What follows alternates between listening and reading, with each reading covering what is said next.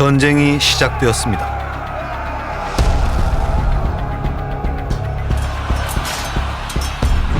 전쟁은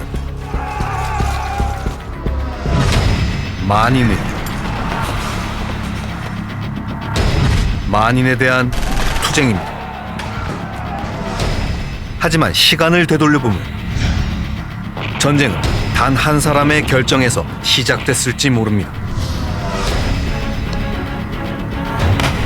그는 압니다.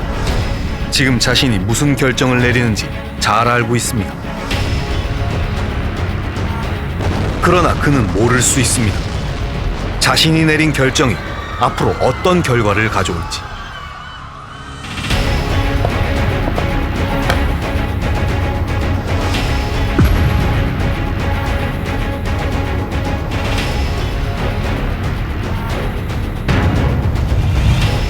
(1950년) 5명의 지도자가 한 전쟁에서 만났습니다. 그들은 전쟁이 벌어지는 3년 동안 크고 작은 결정을 내려야 했습니다. 수많은 사람들의 운명을 바꾼 결정. 바로 우리가 살고 있는 한반도에서였습니다. 동북아시아에 위치한 작은 나라 한반도. 그런데 70여 년 전 이 작은 땅에서 수백만 명의 군인들이 치열하게 전쟁을 치렀습니다. 당시 전쟁에 관한 모든 결정은 바로 5명의 지도자들에게서 나왔는데요. 스탈린, 마오쩌둥, 김일성, 그리고 트루먼과 이승만입니다. 1950년부터 1953년까지 3년 동안 이렇게 한반도를 둘러싸고 5개의 방이 존재했습니다. 이 5명의 지도자들은 각각 자신의 좁고 외로운 방에서 어떤 결정을 내렸던 걸까요? 그 어둡고 혼란스러웠던 결정 과정에 좀 더 가까이 다가가 보려고 합니다. 5개의 방. 그 결정의 시작은 1950년 4월입니다.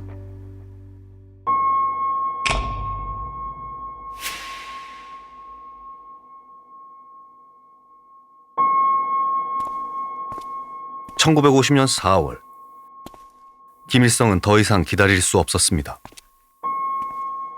운명의 시간이 다가온 듯했습니다. 김일성은 다시 소련의 문을 두드립니다. 지금이야말로 절호의 기회였습니다. 그리고 마침내 소련 공산당 서기장이자 소련군의 대원수인 스탈린의 승인을 받아냅니다. 북한이 남침을 해도 된다는 승인이었습니다. 그러나 1년 전 김일성이 모스크바를 찾았을 때만 해도 스탈린은 김일성의 남침 계획을 반대하고 있었습니다. 이유가 무엇이었을까요? That it was not the right time, circumstances were not conducive. In particular, they said it would not lead to a quick victory, and if there were not a quick victory, then that would give the Americans time to intervene. What Stalin was most afraid of was American intervention. 5년 전만 해도 소련은 미국, 영국과 사이가 그리 나쁘지 않았습니다. 소련도 2차 세계대전의 승전국이었습니다. 1945년 2월 흑해 연안의 휴양지 얄타. 이곳에 소련의 스탈린, 미국의 루스벨트, 영국의 처칠이 한자리에 모였습니다.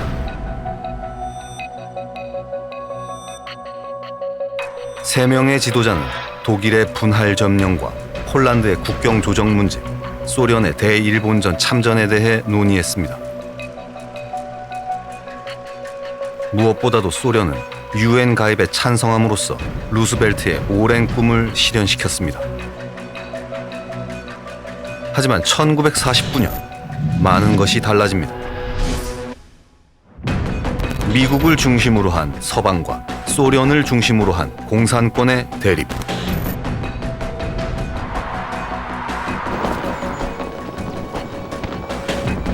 유럽뿐만 아니라 동아시아에서도 미소 간의 극한 대립이 시작됐습니다.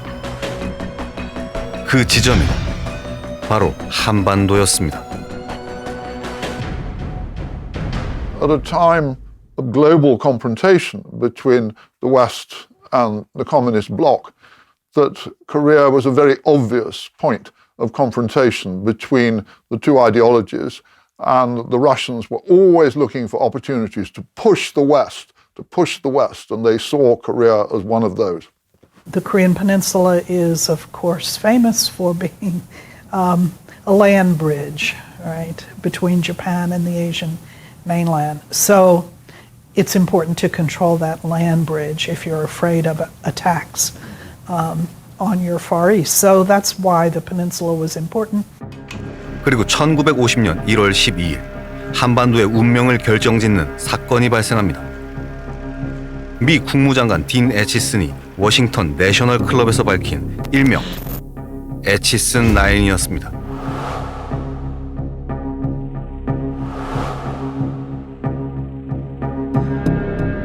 알루샨 열도에서 일본, 필리핀을 잇는 방어선. 애치슨 라인은 미국의 동아시아 방어선이었습니다.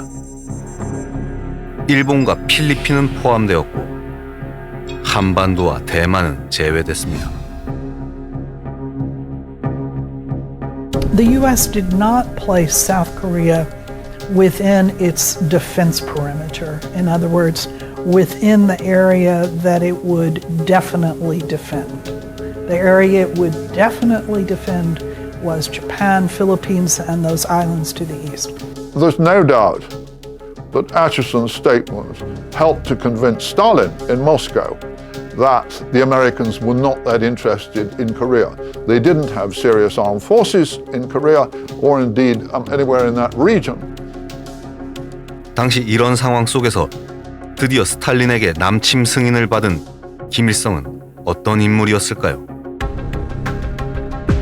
1930년대 초 항일 무장단체를 이끌었고 소련군 장교를 거쳐 조선민주주의인민공화국의 지도자가 된 38의 김일성. 그의 이름을 한반도 전역에 알린 사건은 고천보 전투였습니다. 고천보는 압록강과 가까워 일제의 경계가 삼엄했던 곳. 김일성이 이끄는 항일 무장단체가 고천보의 일본 경찰 주재소와 면사무소를 습격합니다.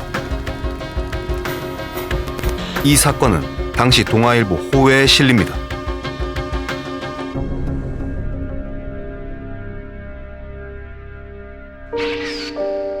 (1936년 8월) 손기정이 베를린 올림픽 마라톤에서 우승했을 때 동아일보는 손기정의 시상식 사진에서 일장기를 지운 채 신문을 발간했습니다. 그리고 일장기 말소 사건으로 발간 정지 처분을 받습니다. 동아일보는 발간 정지 10개월 후인 1937년 6월 1일 복간됩니다. 그런데 바로 나흘 후인 6월 5일 동아일보 호외에 고천보 전투가 실립니다.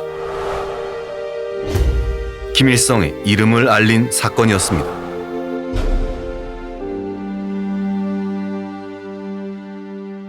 それまでもちろんキム・イルソンという名前はほとんど分かってません全然。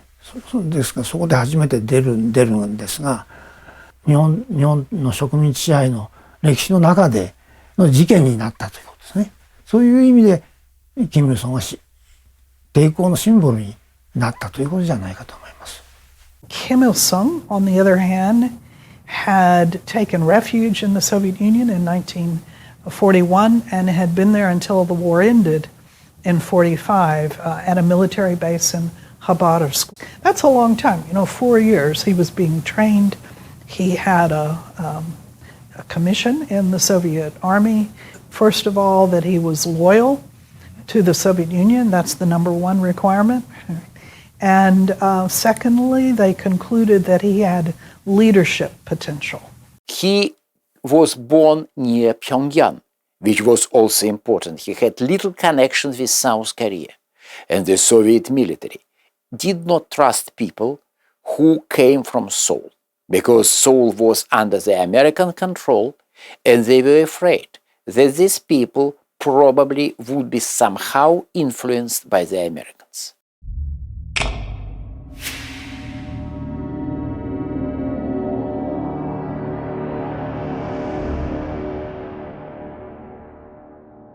소련은 김일성을 북한의 지도자로 선택했습니다. 보천보 전투를 통해 한반도 전역의 이름을 알리고 소련군 장교로서 스탈린에 충성했던 김일성. 스탈린은 한반도를 무력으로 통일시키고자 하는 김일성의 남침 계획도 승인합니다. 김일성이 계획하고 스탈린이 승인한 한반도에 전쟁이 다가오고 있었습니다.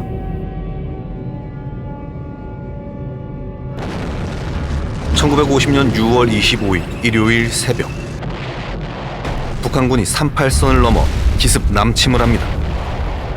공격 개시 암호명은 폭풍. 소련 군사고문 바실리에프가 입안한 3단계 작전 계획에 따라 3일 내에 수도 서울을 점령하고 한 달 만에 남한을 통일한다는 폭풍 작전. 김일성의 6.25 전쟁은 속전속결의 시나리오였습니다. Kim Il-sung was saying to me, "Don't worry," saying to him, Stalin, "Don't worry, the war would be over too quickly." So, if the Americans wanted to get involved, they wouldn't have time. It wouldn't be possible. If you're Stalin and the younger generation of communist revolutionary leaders asking, "Let's do it. Let's use this historic opportunity," I mean, he decided not to stand in the way, and in the case of Kim, even help him, provided that Mao Zedong would support this initiative as well. So he shared responsibility. 북한군은 기습 남침 후 3일 만에 서울에 입성했습니다. 빠르게 남하하며 파죽지세로 낙동강까지 밀고 내려갔습니다. 그러나 기습 남침과 폭풍 작전을 계획했던 이들이 두려워한 게 하나 있습니다. 바로 미국의 개입이었습니다. 김일성과 스탈린은 미군이 참전하기 전에 전쟁을 속전속결로 끝내야 한다고 생각했습니다. 그렇다면 미국은 어떻게 했을까요? 1950년 6월 28일 뉴욕 타임즈의 기사입니다. 민주주의가 바로 서다라는 제목의 기사를 내보내는데요. 대통령 트루먼의 즉각적이고 용기 있는 결정을 칭송합니다. 이때 트루먼은 어떤 결정을 내렸던 걸까요?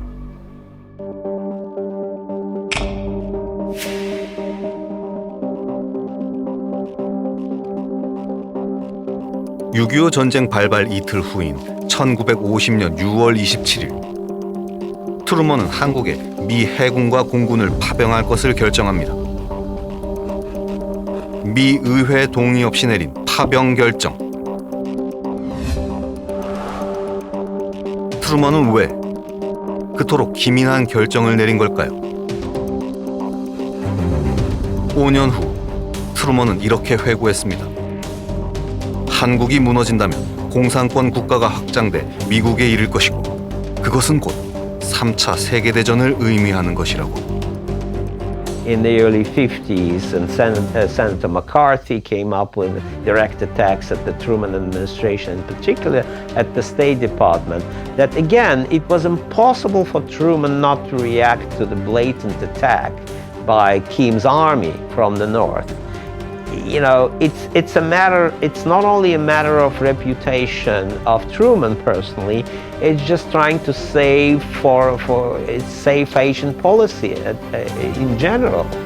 This is a concept that becomes current later, after Truman's presidency.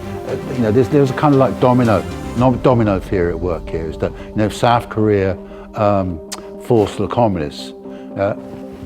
Which other country is going to come next? And of course, South Korea wasn't so important from the American point of view, but it could be the first of many countries. countries in that part of the world that could fall under communist control.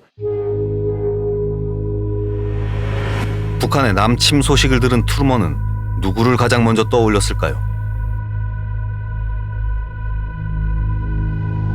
바로 소련의 스탈린이었을 겁니다.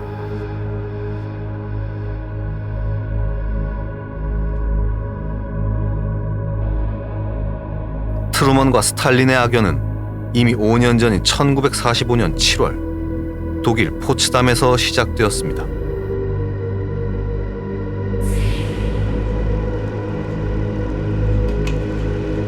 포츠담 회담은 트루먼과 스탈린이 처음 만나는 자리였습니다.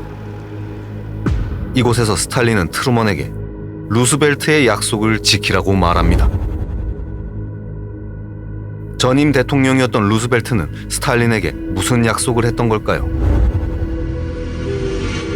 대일본 전쟁에 참전하는 대가로 남사할린을 소련에 반환하고 남쿠릴 열도 4개의 섬을 인도하겠다는 조건이었습니다. 하지만 트루먼은 더 이상 소련의 도움이 필요 없었습니다.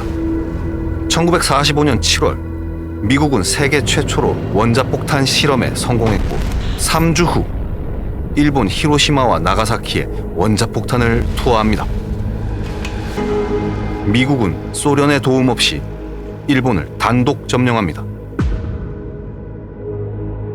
일본을 바라보는 트루먼과 스탈린의 시각은 전혀 달랐습니다. Stalin is concerned about a revival of Japanese imperial power, of Japanese militarism. So Stalin is very much focused after the Second World War on the containment of Japan. Truman, of course, in the context of the outbreak of the Cold War and the deterioration of relations with the Soviet Union, he sees Japan as being the linchpin of an American-led order in East Asia. So Stalin sees Japan as a threat, to the potential threat, yeah? Truman sees Japan as an American ally, yeah? Friction in Eastern Europe, friction over Japan and Asia.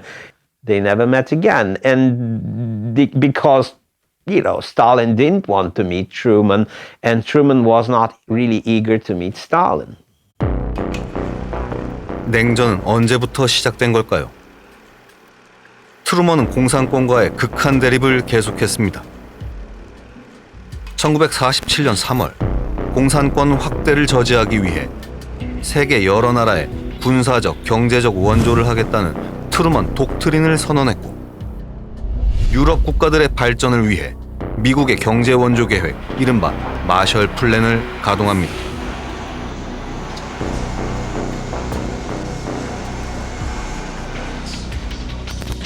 그리고 1949년 4월 미국 주도로 북대서양 조약기구 나토가 결성됩니다. 공산권과 군사적 대립을 하게 된 계기였습니다.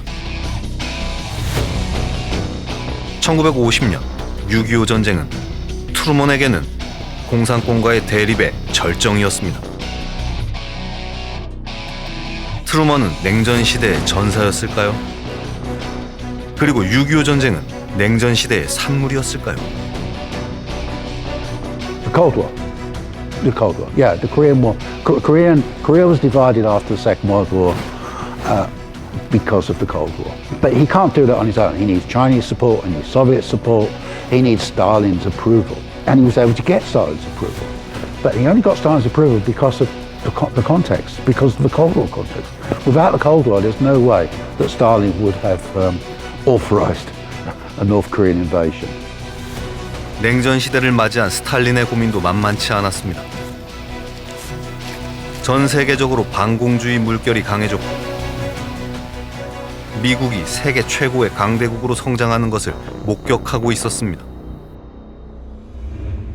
From Stalin's point of view, the war also transformed the Soviet Union into one of the two superpowers in the world. Stalin also emerged as a major world leader in a way he had never been before. He was very suspicious of the Americans, thought they would join together with Japan to attack the Soviet Union, or, move in from the West in concert with some European powers.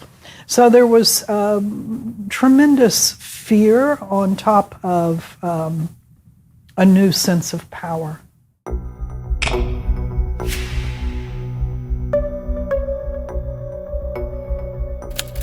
(75세의) 대통령은 항상 영문 타자기를 사용했습니다.